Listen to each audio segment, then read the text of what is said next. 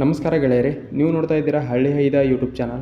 ಆತ್ಮೀಯ ಗೆಳೆಯರೆ, ಇವತ್ತಿನ ಈ ವಿಡಿಯೋದಲ್ಲಿ ಶಿಕ್ಷಣವನ್ನು ಮುಂದುವರಿಸಲು ಆರ್ಥಿಕ ತೊಂದರೆ ಅಂದರೆ ಹಣಕಾಸಿನ ತೊಂದರೆಯನ್ನು ಎದುರಿಸುತ್ತಿರುವಂತಹ ವಿದ್ಯಾರ್ಥಿಗಳಿಗೋಸ್ಕರ ಒಂದು ಹೊಸ ವಿದ್ಯಾರ್ಥಿ ವೇತನದ ಬಗ್ಗೆ ಸಂಪೂರ್ಣವಾದಂಥ ಮಾಹಿತಿಯನ್ನು ಈ ವಿಡಿಯೋದಲ್ಲಿ ತಿಳಿಸ್ಕೊಡ್ತಾ ಇದ್ದೀನಿ. ವಿಡಿಯೋನ ಪೂರ್ತಿಯಾಗಿ ವೀಕ್ಷಿಸಿ. ಮತ್ತು ಇದೇ ರೀತಿ ಅನೇಕ ಸಂಸ್ಥೆಗಳು ಪ್ರತಿ ತಿಂಗಳು ಅನೇಕ ವಿದ್ಯಾರ್ಥಿ ವೇತನಗಳ ಬಗ್ಗೆ ಆನ್ಲೈನ್ ಮೂಲಕ ಅರ್ಜಿಗಳನ್ನು ಕರೀತಾರೆ ಅಥವಾ ಆಫ್ಲೈನ್ ಮೂಲಕ ಅರ್ಜಿಗಳನ್ನು ಕರೀತಾರೆ. ಅಂಥ ವಿದ್ಯಾರ್ಥಿ ವೇತನಗಳು ನಿಮಗೆ ತಲುಪುವುದಿಲ್ಲ. ಆ ಕಾರಣಕ್ಕಾಗಿ ವಾರದಲ್ಲಿ ಕನಿಷ್ಠ 3ರಿಂದ 4 ವಿದ್ಯಾರ್ಥಿ ವೇತನಗಳ ಬಗ್ಗೆ ಸಂಪೂರ್ಣವಾದಂತಹ ಮಾಹಿತಿಯನ್ನು ನಾನು ನನ್ನ ಯೂಟ್ಯೂಬ್ ಚಾನಲಲ್ಲಿ ಅಪ್ಲೋಡ್ ಮಾಡಬೇಕಂತ ಮಾಡಿದ್ದೀನಿ. ಇದರ ಸದುಪಯೋಗವನ್ನು ಪಡಿಸಿಕೊಳ್ಳಲು ಯಾರಾದರೂ ಹೊಸದಾಗಿ ನಮ್ಮ ಯೂಟ್ಯೂಬ್ ಚಾನಲ್ನ ನೋಡ್ತಾ ಇದ್ದರೆ ದಯವಿಟ್ಟು ಸಬ್ಸ್ಕ್ರೈಬ್ ಮಾಡಿಕೊಳ್ಳಿ ಅಂತ ಹೇಳ್ತಾ ಈ ವಿಡಿಯೋನ ಪ್ರಾರಂಭ ಮಾಡ್ತಾ ಇದ್ದೀನಿ. ಇಲ್ಲಿ ನೋಡ್ಬೋದು, ಈ ವಿದ್ಯಾರ್ಥಿ ವೇತನದ ಹೆಸರು ಬಂದುಬಿಟ್ಟು ಒಮ್ರಾನ್ ಹೆಲ್ತ್ ಕೇರ್ ಸ್ಕಾಲರ್ಶಿಪ್ ಅಂಥೇಳಿ.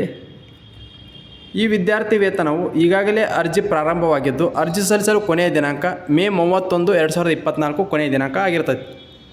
ಇದಕ್ಕೆ ಅರ್ಜಿ ಸಲ್ಲಿಸಲು ಅರ್ಹತೆಗಳನ್ನು ನೋಡುವುದಾದ್ರೆ, ನೀವು ಯಾವುದೇ ಶಾಲೆಯಲ್ಲಿ 9ರಿಂದ 12ನೇ ತರಗತಿಯನ್ನು ಓದುತ್ತಿರುವಂತಹ ವಿದ್ಯಾರ್ಥಿನಿಯರು, ಇಲ್ಲಿ ನೆನಪಿಟ್ಕೊಳ್ಳಿ, ವಿದ್ಯಾರ್ಥಿನಿಯರು ಮಾತ್ರ ಈ ವಿದ್ಯಾರ್ಥಿ ವೇತನಕ್ಕೆ ಅರ್ಜಿ ಸಲ್ಲಿಸಲು ಅರ್ಹರಿರ್ತೀರಿ.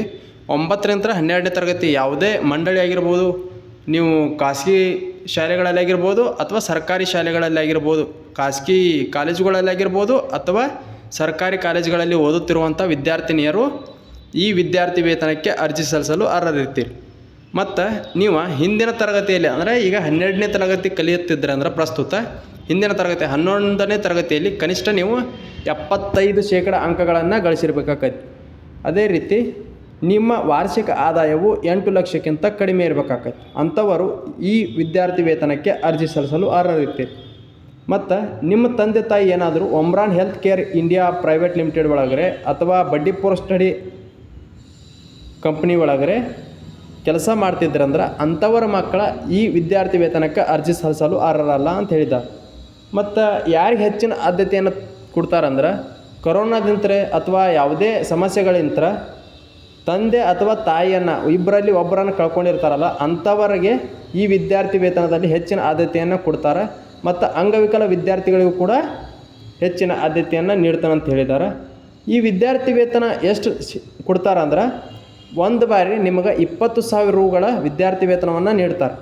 ಅಂದರೆ ಒಂದೇ ಸಲಕ್ಕೆ ನೀಡ್ತಾರೆ, ಅದು 20,000 ರೂಪಾಯಿ. ಪ್ರತಿ ವರ್ಷ ಇದನ್ನೇನು ಕೊಡ್ಕೋತ ಹೋಗೋದ್ರೆ ಕೇವಲ ಒಂದು ಸಲ ಮಾತ್ರ ನೀಡ್ತಾರೆ.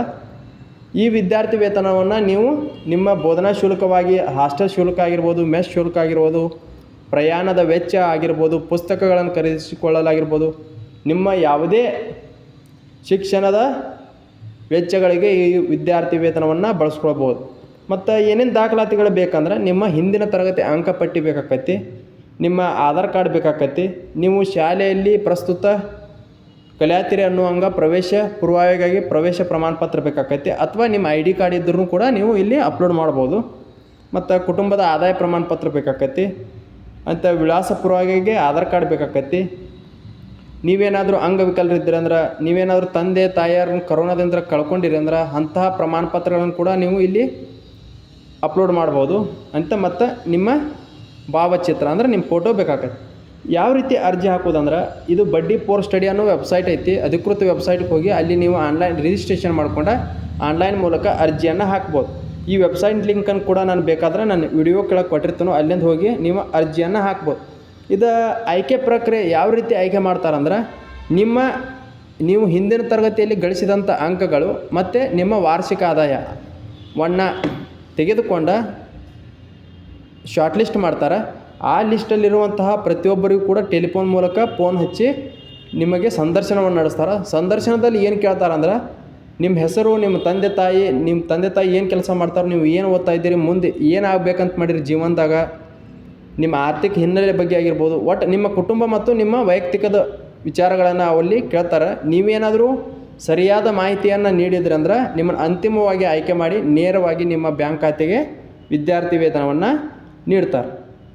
ಮತ್ತು ಇದು ನಾವು ಸಂದರ್ಶನಕ್ಕೆ ಆಯ್ಕೆ ಆಗಿವೆ ಅಂದರೆ ಹೆಂಗೆ ತಿಳಿತೈತಂದ್ರೆ, ನಿಮಗೆ ನಿಮ್ಮ ಮೊಬೈಲ್ ಸಂಖ್ಯೆಗೆ ಅಥವಾ ನಿಮ್ಮ ಜಿಮೇಲ್ ID ಗೆ ಮೆಸೇಜನ್ನು ಕೂಡ ಅವರು ಕಳಿಸ್ತಾರೆ.